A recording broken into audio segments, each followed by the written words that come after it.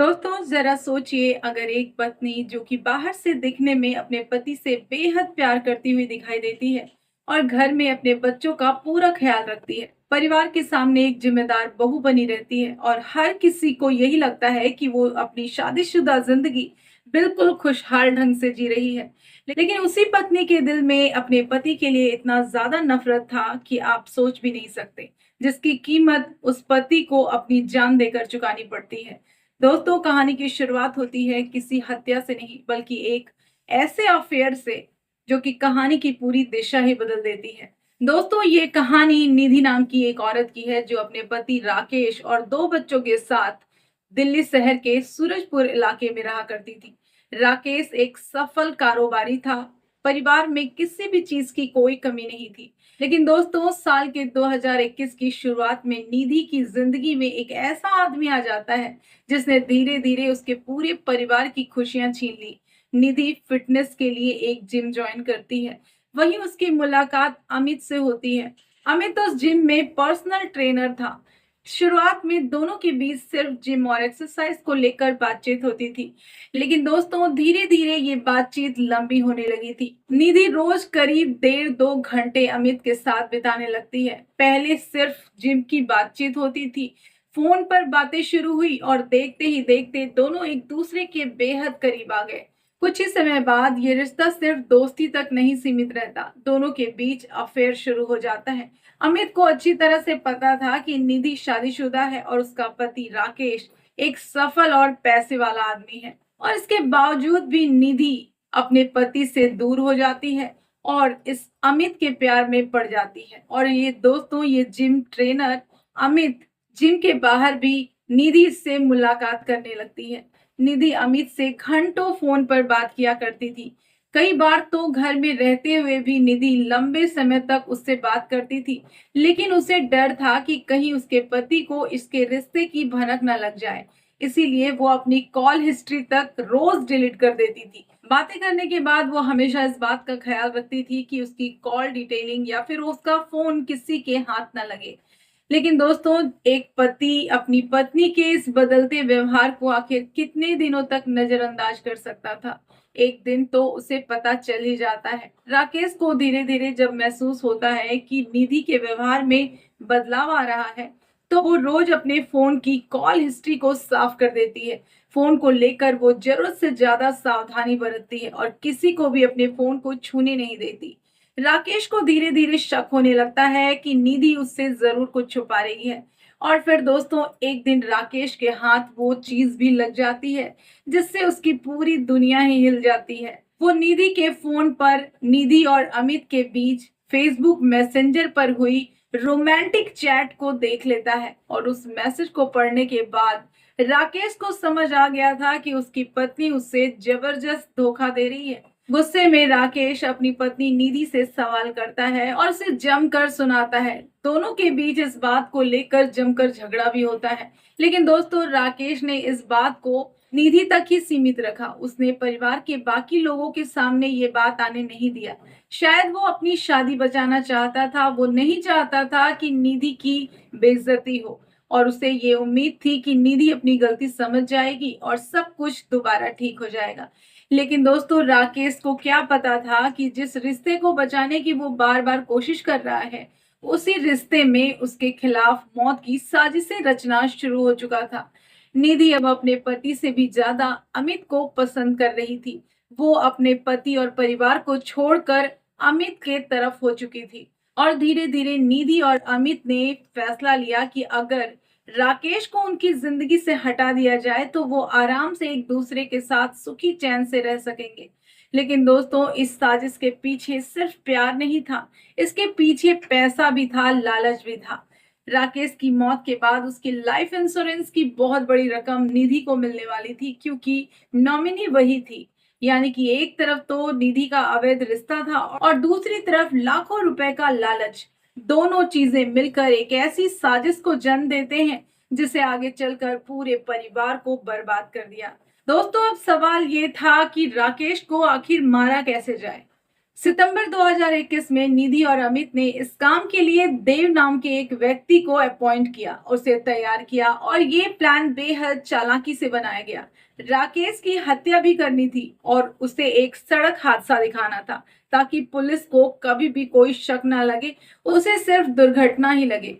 निधि ने देव को कई तरह के लालच भी दिए और उससे कहा गया कि काम पूरा होने के बाद उसे 10 लाख रुपए दिए जाएंगे, उसके परिवार का पूरा खर्च उठाया जाएगा और अगर जरूरत पड़ी तो उसे कानूनी मदद दी जाएगी, उससे बड़े से बड़े वकील किए जाएंगे और उसे जेल से बाहर निकाल लिया जाएगा। और इतना ही नहीं दोस्तों, जिस ट्रक से राकेश का एक्सीडेंट कराया जाना था, उसे भी खरीदने के लिए निधि ने बहुत सारे पैसे दिया था। निधि सिर्फ साजिश में ही शामिल नहीं थी, बल्कि राकेश की वो हर गतिविधि की जानकारी भी देव तक पहुंचा रही थी। लेकिन राकेश को इस बात की भनक भी नहीं थी। राकेश कहाँ जाता है, किस समय जाता है, उसकी दिनचर्या क्या है, इन सब की पूरी जानकारी निधि देव को बराबर दे रही थी। यहाँ राकेश को तो कानो कान भनक भी नहीं थी कि उसकी सारी दिनचर्या नोट हो रही है। दोस्तों, फिर आता है 5 अक्टूबर 2021 का वो दिन जब प्लान के मुताबिक देव ने तेज रफ्तार पिकअप ट्रक से राकेश को जोरदार टक्कर मार देता है। हादसा इतना ज्यादा भयानक था कि आसपास के मौजूद लोगों को ये लगा कि राकेश का बचना तो मुमकिन ही नहीं है। राकेश सड़क पर बुरी तरह से घायल होकर गिर जाता है, खून से लथपथ हो जाता है, लेकिन दोस्तों किस्मत उसका साथ देती है, राकेश की जान बच जाती है। हालांकि उसके दोनों पैरों की हड्डियां बुरी तरह से टूट गई हैं। उसे तुरंत ही हॉस्पिटल ले जाया जाता है, जहां डॉक्टर उसका इलाज शुरू कर देते हैं।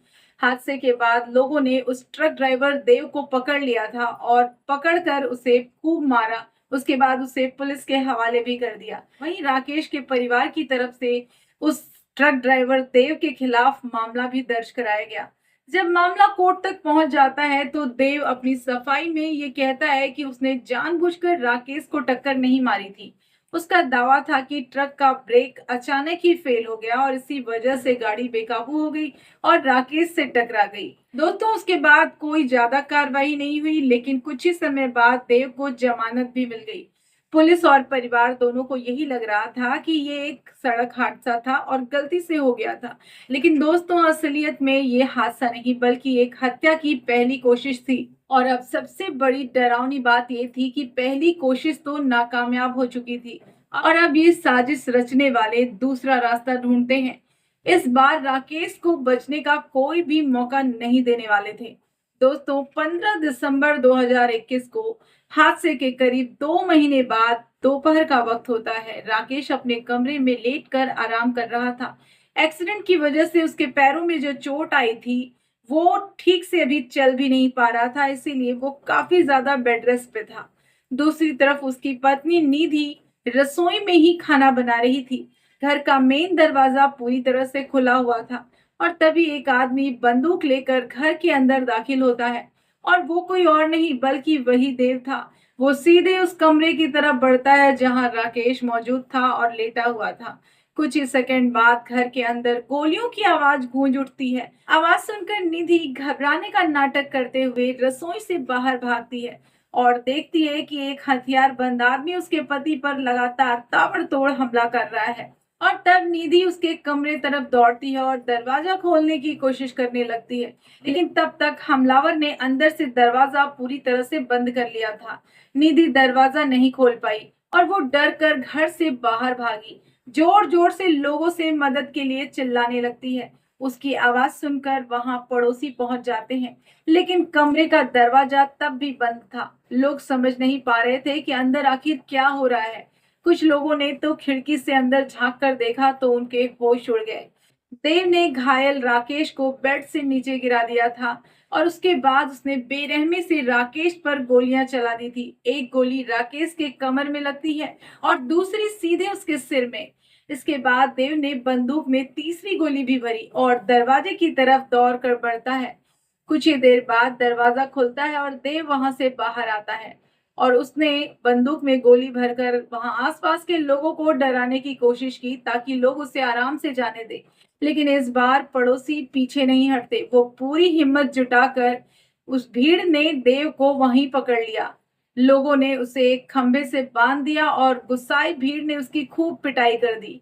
उसके बाद पुलिस को सूचना दी गई। देव तो डर से कांप रहा था, अपनी जान की भीख मांग रहा था।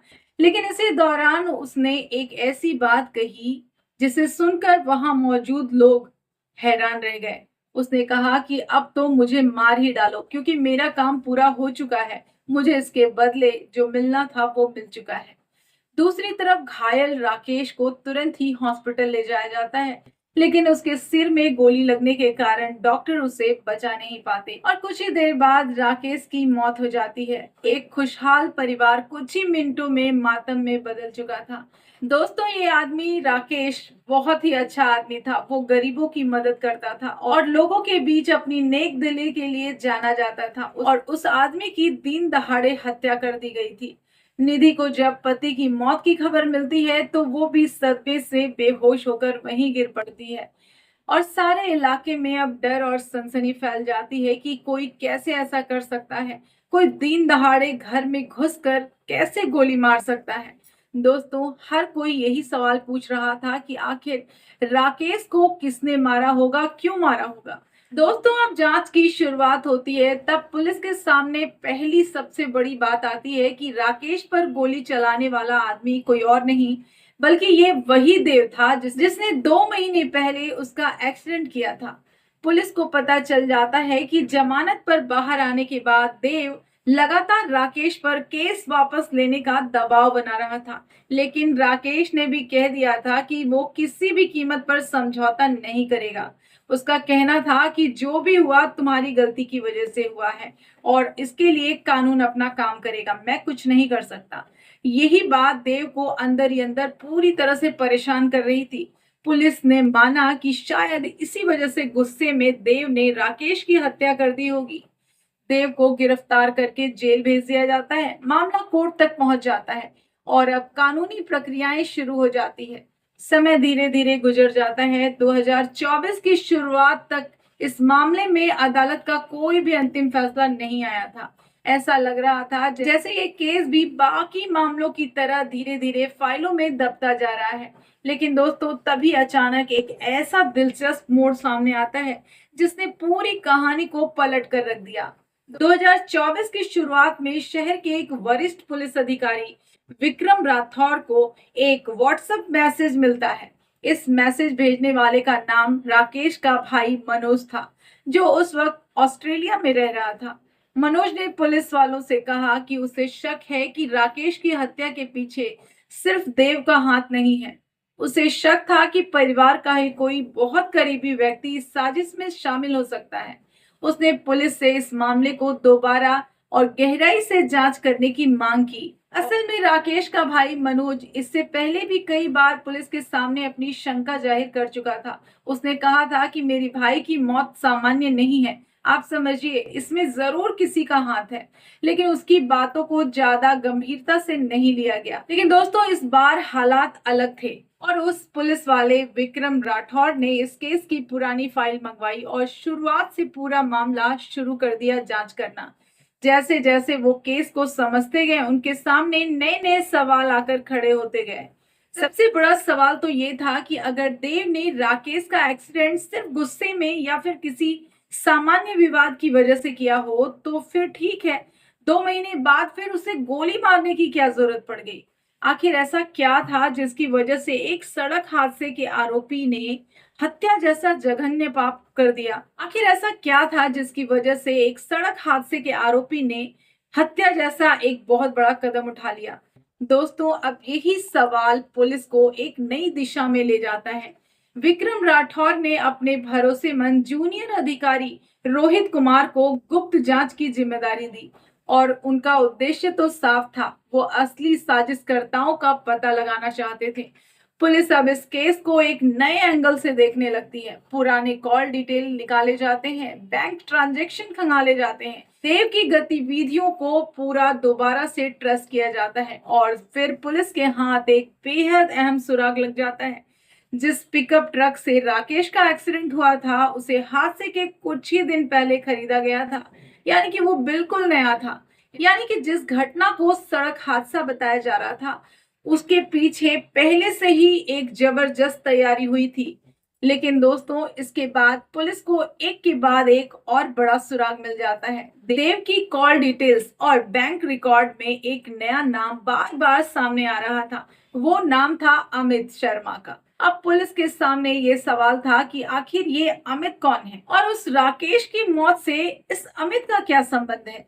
जब पुलिस ने देव की कॉल डिटेल्स को बारी बारी से देखना शुरू किया और ठीक एक्सीडेंट से पहले देव और अमित के बीच कई लंबी फोन पे बातचीत हुई थी, कई लंबी कॉल थी और फिर हत्या के आसपास भी दोनों की लगातार बातचीत हो ही रही थी। और अब पुलिस का ध्यान पूरी तरह से अमित पर चल जाता है।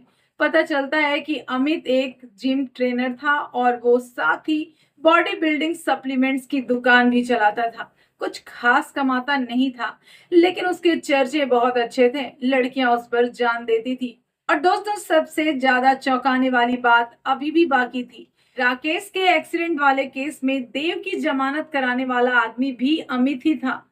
अब पुलिस को पूरी तरह से शक होने लगा कि यहाँ सिर्फ संयोग नहीं है, ये जरूर कोई साजिश है। अमित के बैंक रिकॉर्ड्स और कॉल हिस्ट्री की गहराई से जांच शुरू हो जाती है। और तभी दोस्तों, इस केस में एक नया नाम सामने आ जाता है, वो है निधि। निधि का नाम सामने आता है। अमित की कॉल लिस्ट में निधि का नाम सबसे ज्यादा दिखाई दे रहा था। इतना ही नहीं, निधि ने कई बार अमित के अकाउंट में हजारों रुपए ट्रांसफर किए थे। और अब पुलिस के सामने ये तीन नाम थे, निधि, अमित और देव। तीनों के बीच एक ऐसा कनेक्शन बनता जा रहा था जो कि राकेश की मौत के पीछे छिपी हुई पूरी साजिश का रास्ता खोल सकता था। पुलिस ने निधि और अमित को पूछताछ के लिए थाने बुलाया। शुरू में दोनों खुद को पूरी तरह से बेगुनाह बता रहे थे। दोनों का ये कहना था कि उनका राकेश की हत्या से कोई भी लेना देना नहीं है। पुलिस बेवजह ही उन पर शक कर रही है। लेकिन दोस्तों, पुलिस के पास अब सिर्फ शक की वजह नहीं थी, उनके पास ठोस सबूत भी मौजूद थे। वहीं पूछताछ के दौरान पुलिस ने निधि के सामने 15 दिसंबर 2021 की सीसीटीवी फुटेज रख दी। ये वही दिन था जब राकेश की हत्या हुई थी। वो फुटेज पहले भी जांच का हिस्सा बना था, लेकिन अब पुलिस हर सेकंड, हर मोमेंट, हर फ्रेम को दोबारा देख रही थी। फुटेज में ये दिखाई दे रहा था कि जब देव बंदूक लेकर घर में आया, उस समय निधि रसोई में थी। लेकिन सबसे बड़ा सवाल यही था कि घर का मेन डोर अंदर से लॉक क्यों नहीं था। पुलिस को पहले ही शक हो गया था कि निधि को पहले से पता था कि देव आने वाला है, इसीलिए उसने डोर ओपन रखा, इसीलिए दरवाजा उसने जानबूझकर खुला छोड़ा। फुटेज में देव और निधि के बीच इशारों में बातचीत जैसी गतिविधियां भी रिकॉर्ड हो गई थी, जो उस पहले वाले पुलिस वाले ने अच्छे से नहीं देखी थी। दोस्तों, उस फुटेज में साफ दिखाई दे रहा था कि देव अंदर गया और निधि ने उसे कमरे की तरफ इशारा किया जहां राकेश आराम से बिस्तर पर लेटा हुआ था। और इसके बाद देव कमरे में जाता है और राकेश पर हमला शुरू हो जाता है। इसी दौरान निधि बाहर भागकर मदद के लिए जोर जोर से चिल्लाने लगती है, लेकिन पुलिस को उसके व्यवहार में ऐसी कोई भी बात दिखाई नहीं दी जो कि सामान्य नहीं थी। और अब पुलिस का शक लगभग यकीन में बदल चुका था। दोस्तों, अब यहाँ भी एक सवाल था कि अगर निधि सच में अपने पति की जान बचाना चाहती थी, तो उसे बचाने के लिए वो खूब कोशिश करती ना। दरवाजे के पास जाती, उसे खटखटाती, तोड़ने की भी कोशिश करती। और अगर उसे हमलावर के आने की जानकारी नहीं थी, तो उसने मेन डोर खुला क्यों छोड़ा। पुलिस ने कड़ाई से जब इन सवालों पर निधि से जवाब मांगा, तो वो बदलने लगी और घबराने लगी। और आखिरकार सख्ती से पूछताछ के बाद उसने जो कहानी बताई, उसे सुनकर पुलिस के भी होश उड़ जाते हैं। निधि ने बताया कि उसका और अमित का रिश्ता धीरे धीरे अफेयर में बदल गया था। उन दोनों के बीच गलत संबंध भी कायम हो गए थे। वो दोनों एक दूसरे के बेहद करीब आ चुके थे। उन दोनों का मिलना लगभग रोज का था। वो दोनों अब एक दूसरे के बगैर नहीं रह सकते थे। लेकिन दोस्तों, राकेश को उनके रिश्तों का पता चल गया था। राकेश उनके रिश्तों के बीच सबसे बड़ा रोड़ा बन गया था। और राकेश अब निधि से भी सवाल करने लगा था। वो निधि से बार बार कह कहता था कि आखिर चल क्या रहा है, निधि कहीं तुम्हारा और उस ट्रेनर का अफेयर तो नहीं चल रहा। और अब निधि भी राकेश के इस रोज रोज के सवाल से और इस लुक्का छिपी से पीछे हटने को तैयार नहीं थी। वो अमित के साथ अपनी जिंदगी बिताना चाहती थी और राकेश की मौत के बाद उसे बहुत बड़ी रकम भी मिलने वाली थी। दोस्तों, इसीलिए उन दोनों ने मिलकर राकेश को रास्ते से हटाने का फैसला कर लिया था। पहली योजना के तहत तो देव को तैयार किया गया था, ट्रक खरीदा गया था। निधि ने पैसे दिए थे ट्रक खरीदने के लिए। राकेश की लोकेशन और उसकी पूरी दिनचर्या की जानकारी भी दी थी। और फिर 5 अक्टूबर को राकेश का जबरदस्त एक्सीडेंट कराया गया था, लेकिन राकेश बच गया और इसके बाद देव गिरफ्तार हुआ। लेकिन दोस्तों, इस अमित ने उसकी जमानत भी करवा दी, क्योंकि साजिश अभी पूरी तरह से खत्म नहीं हुई थी। अभी तो राकेश जिंदा था और अब दूसरा और आखिरी प्लान तैयार किया जाता है। इस बार तय होता है कि राकेश को उसके घर में ही घुसकर खत्म कर दिया जाएगा। राकेश एक्सीडेंट के बाद बिल्कुल चल नहीं सकता था, इसीलिए वो घर पर ही रहता था और इसकी पूरी जानकारी देव को दे दी गई थी। 15 दिसंबर को देव समझौते की बात करने के बहाने राकेश के घर पहुंचता है, लेकिन उसके पास बातचीत करने के लिए कोई भी बात नहीं होता। उसके हाथ में तो बंदूक थी और वो कुछ ही मिनटों में राकेश की हत्या कर देता है। और दोस्तों, इस तरह से पहली कोशिश नाकामयाब होने के बाद दूसरी कोशिश में ये साजिशकर्ता राकेश की जान ले ही लेते हैं। लेकिन दोस्तों, अब यहाँ सवाल एक और था। ऑस्ट्रेलिया में रहने वाला मनोज, जो कि राकेश का भाई था, आखिरकार उसे निधि पर कैसे शक हुआ? राकेश की मौत के बाद निधि अपने बच्चों को और ससुर के साथ उस पुराने घर को छोड़कर दूसरी जगह जाकर बस जाती है और वो अपने परिवार से कहती है कि मैं उस घर में नहीं रह सकती, बड़ी मुश्किल हो रही है मुझे वहां रहना। मुझे राकेश की ये घटनाएं बार बार याद आ रही है, मैं उसे भूल नहीं पा रही हूँ। लेकिन दोस्तों, पुलिस के मुताबिक असली वजह वहां कुछ और थी। निधि अब सुकून से अमित से मिलना चाहती थी। वो कोई बाधा, कोई टेंशन नहीं चाहती थी। वो जानती थी कि आसपास के सभी लोग जानते हैं, अमित अगर उससे मिलने आएगा तो सब लोग उस पर शक करने लगेंगे। और निधि नहीं चाहती थी कि परिवार की नजर अमित पर पड़े। राकेश की मौत के बाद उसे लाइफ इंश्योरेंस की भारी भरकम रकम भी मिल चुकी थी। जांच में ये भी सामने आया कि उसने अपने ससुर के बैंक अकाउंट से सारे पैसे भी निकलवा लिए थे और कुछ ही समय बाद उसने अपने बेटे और अपने ससुर को ऑस्ट्रेलिया में रहने के लिए मनोज यानी कि अपने देवर के पास भेज दिया और खुद अपनी जिंदगी में पूरी तरह से आजाद हो गई। और वो अब अमित के साथ अलग अलग शहरों में ऐश करने लगी, घूमने लगी। दोस्तों, अमित के साथ जिस रिश्ते को वो कभी दुनिया से छिपाती फिरती थी, अब वही जिंदगी का उसका हिस्सा बन गया था। अमित भी अब बिना किसी डर के निधि के घर आने जाने लगता है। धीरे धीरे दोस्तों, आस पड़ोस के लोगों को इन दोनों के रिश्ते के बारे में पता चलने लगता है और ये बात आखिरकार ऑस्ट्रेलिया में बैठे उस मनोज यानी राकेश के भाई तक भी पहुंच जाती है। शुरुआत में मनोज को इन बातों पर विश्वास नहीं होता कि मेरी भाभी ऐसे नहीं हो सकती। लेकिन दोस्तों, जैसे जैसे उसके पास नई नई जानकारियां, नई नई इंफॉर्मेशन आती रहती है, तब उसका शक गहरा होते चला जाता है। मनोज को लगने लगता है कि राकेश की मौत शायद सिर्फ एक गुस्से में की गई हत्या नहीं है। शायद इसके पीछे बहुत बड़ी चाल है, बहुत बड़ी साजिश है, जिसका पर्दाफाश करना ही होगा। दोस्तों, फिर मार्च 2024 में कोर्ट की सुनवाई के दौरान एक ऐसी बात भी सामने आती है जिस पर मनोज को बहुत ज्यादा शक हो जाता है। निधि वहां पर अपने पति के हत्यारे देव को पहचानने से कोर्ट में साफ इनकार कर देती है।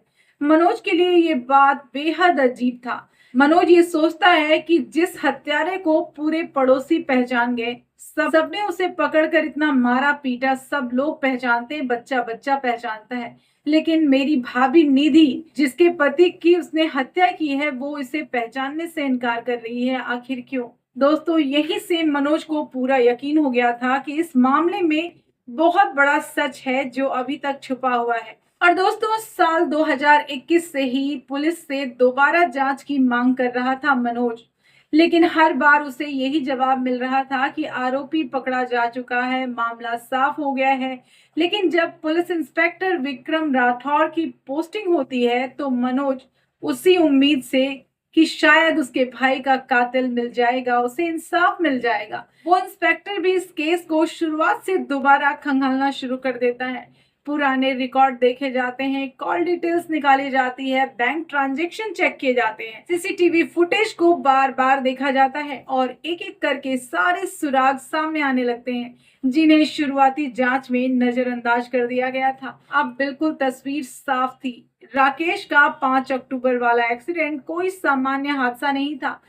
राकेश को पूरी तरह से पहले ही मारने की कोशिश की गई थी और जब ये कोशिश नाकामयाब हो जाती है, 15 दिसंबर को दूसरी साजिश के तहत उसे कमरे में घुसकर गोली मार दिया जाता है, मौत के घाट उतार दिया जाता है। पुलिस के मुताबिक इस पूरी साजिश में राकेश की पत्नी निधि और उसका प्रेमी अमित और देव शामिल है। निधि ने सिर्फ अपने पति को इतना बड़ा धोखा नहीं दिया था, उसने अपने अवैध रिश्ते और पैसे के लालच में आकर अपने पति की हत्या की साजिश रची थी।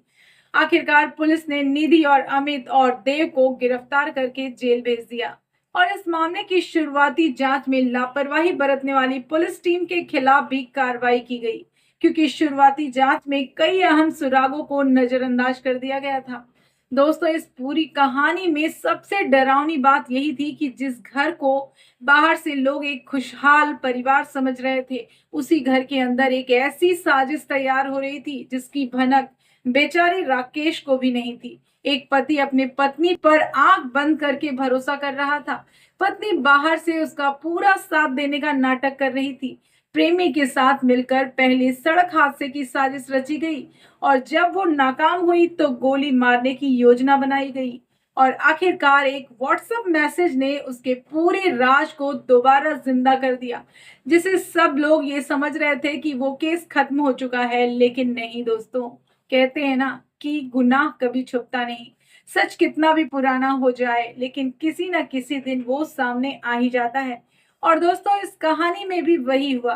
2.5 साल तक छिपी रही एक ऐसी ही खतरनाक साजिश एक छोटे से व्हाट्सएप मैसेज से दोबारा खुलकर सामने आ जाती है और फिर call recording, bank transaction, CCTV footage, ये सब मिलकर उस सच को सामने ला देते हैं, एक बड़ा सबूत बन जाते हैं जिसे छुपाने के लिए एक इंसान की जान तक ले ली गई थी। तो दोस्तों, ऐसे ही इंटरेस्टिंग वीडियो के लिए हमारे वीडियो को लाइक कीजिए और चैनल को सब्सक्राइब कर लीजिए। मिलते हैं नेक्स्ट वीडियो में, तब तक के लिए धन्यवाद।